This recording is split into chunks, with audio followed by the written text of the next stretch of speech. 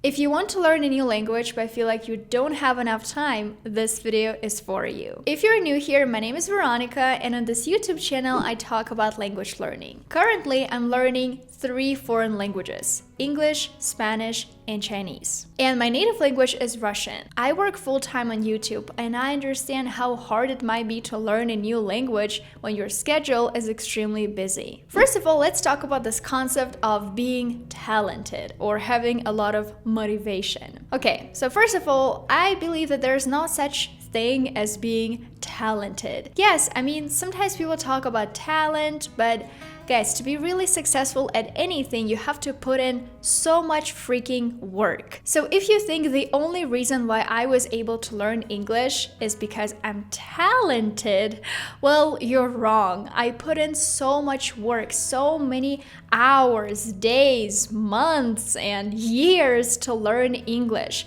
And slowly but surely, it is paying off. So when people approach me and ask me, Veronika, I want to learn English in a month, I'm like, what? You want to learn English in a month? I'm sorry to break it to you, but learning a foreign language takes a lot of time. The second thing is motivation. People sometimes tell me, Veronika, you seem to have a lot of motivation for language learning all the time. And in reality, I don't. Motivation is not reliable. Just because you want to do something doesn't mean you will. And I don't like language learning per se. I only like the benefits of it. For me, the biggest benefit of language learning is being able to talk to new people, being able to build amazing relationships and talk to my friends, for example. And that's something that is giving me this motivation to continue learning foreign languages. The solution is you have to create systems that don't rely on your motivation. For me, meeting up with my friends is a part of this system. I want to meet up with my friends. I like talking to my friends and the people I love. And that's something that is giving me this motivation to keep on going. Motivation comes from action and a sense of accomplishment. When I do a specific task in Spanish and then when I go out there and I speak Spanish successfully, those two things combined give me so much motivation to continue improving my Spanish. There is one cool rule that I found online that I want to share with you guys. It's called the rule of 100. The main principle behind this rule is that you have to spend 100 hours in a year doing something. And 100 hours is only 18 minutes a day. So if you spend 18 minutes a day working on a specific skill, you'll be better than 95% of the world. And for example, learning English for only 18 minutes a day is something that many of us can do. I believe that consistency always beats talent.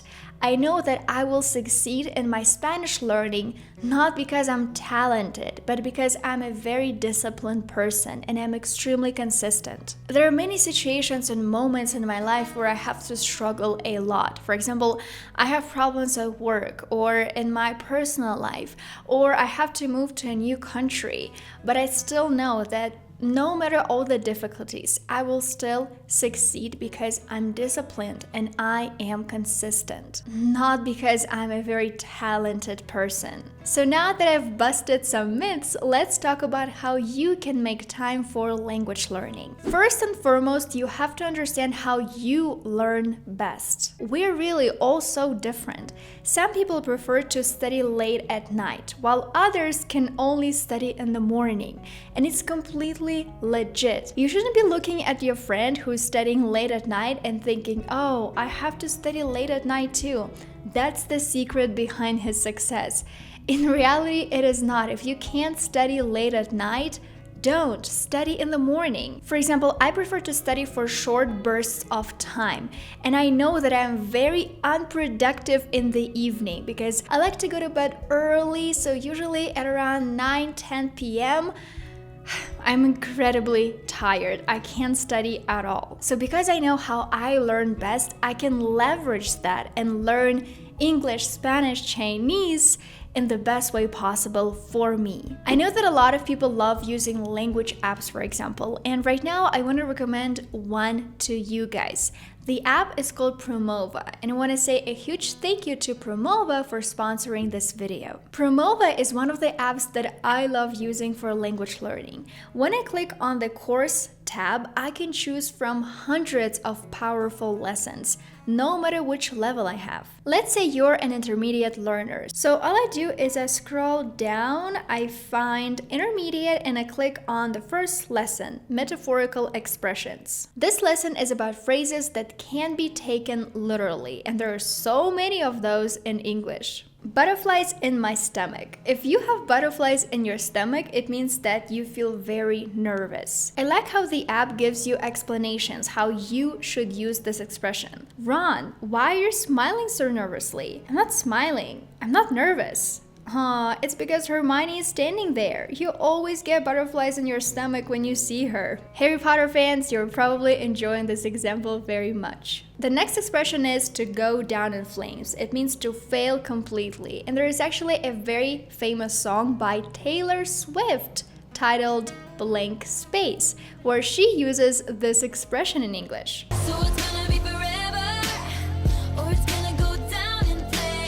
So how can we use it? Hey guys, what just happened? Harry forgot to practice his spell and went down in flames during Professor Snape's class. Ouch. Poor Harry. If you need more practice and one-on-one attention, you can take a private class on Promova. All you need to do is click on the My Tutor tab and just click on Book a Lesson. You can also chat with other people in their community. For example, if you have any question, you can post it here, or you can just find language exchange partners and new friends. So if you want to give Promova a try, all you need to do is click the link in the description. The second step you should take is scheduling your language learning in advance. It is a lot more likely that you're going to do something if you schedule it in advance, especially if you save it in your calendar. And this is usually something that I do. If you have a very busy schedule, if you work 9 to 5, you can do it on Sundays, for example. This is when I usually do all of my planning for the next week. I just open my calendar and, for example, every single day I try to block out the time that I want to dedicate to language learning. I also take classes with a language teacher twice a week, so I have all of those things in my calendar, and it really helps me be more consistent. The third thing you can do is actually my favorite tip. You can try stacking your tasks, and here is what I mean by that. When I commute, I usually listen to a podcast. When I cook, I usually watch a show in English.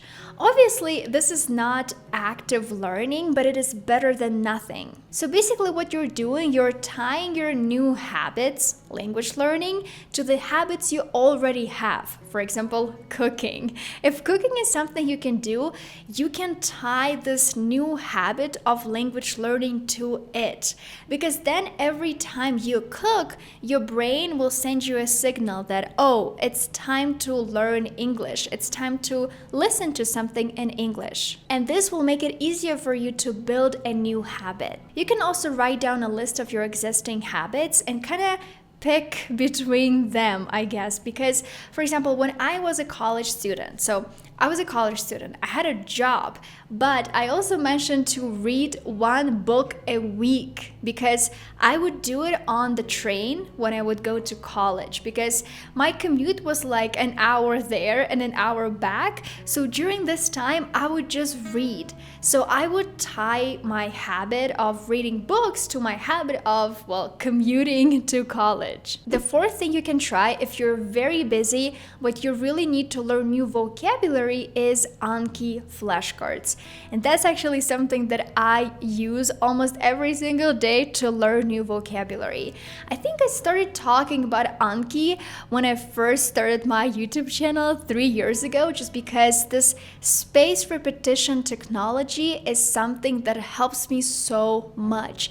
It has helped me with English, with Chinese, and now it is helping me a lot with Spanish. So the way Anki works is you do everything on your computer, on your phone, on your iPad, right? So you don't have to use paper. I know a lot of people don't really like relying on paper flashcards, and I understand why. Because in the past, when I was probably 16 years old, I used to only have paper flashcards, and I would literally have stacks of them on my desk. And to be honest, they weren't making me productive at all. So now I use Anki, and on Anki I can create flashcards online, and then their algorithm gives me the flashcards at an interval. If this is the flashcard I know, I will only see it, let's say, in a week, then in 2 weeks, then in 3, then in a month, etc. The only important thing you have to keep in mind when you use Anki is try not to create too many flashcards.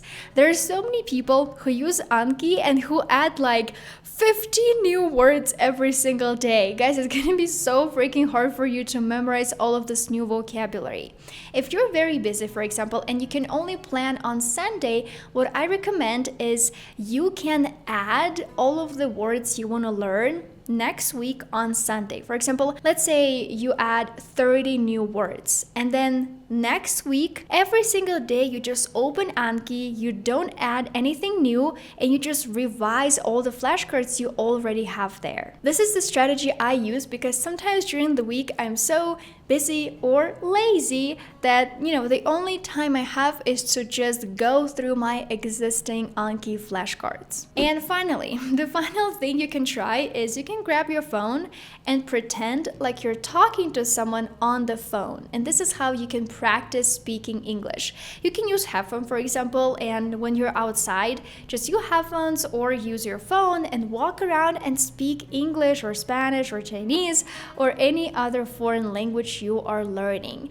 Basically, the way it works is people are not going to think you're weird because they're going to think you're just talking to someone on the phone, and you will get your speaking practice in because maybe you don't have enough time to take a class or you don't have anyone to practice English with. So just grab your phone and speak English. Imagine you're talking to your friend. Just ask questions like, oh, how are you doing? How was your day? And then imagine that your friend asks you, how was your day? And talk about your day, for example. It's just a great way to practice speaking if you're very busy. So I think it's gonna be it for this video. I hope now you understand that it's absolutely possible to learn a new language even if you're very busy, you have a full-time job, you have responsibilities, kids, etc. If you really want to, and if you use the right resources and you structure your day properly, you can do that. Absolutely, yes. If you want to give Promova a try and use this amazing app to learn foreign languages, make sure to click the link in my description.